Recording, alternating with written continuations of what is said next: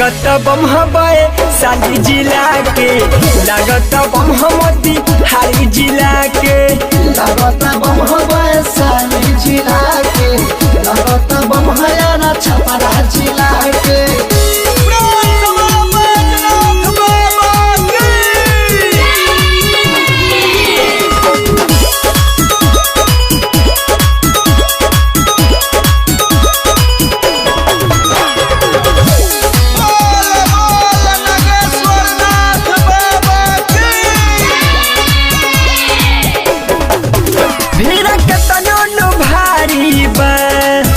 तब रहत गाड़ी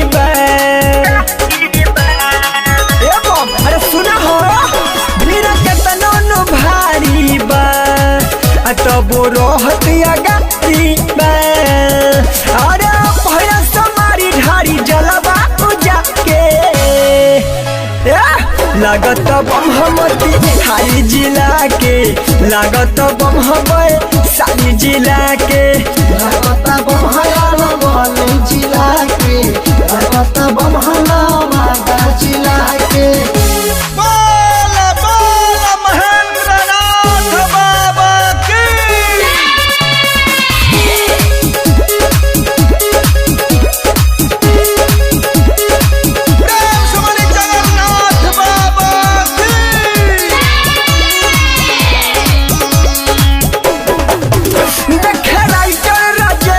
जगह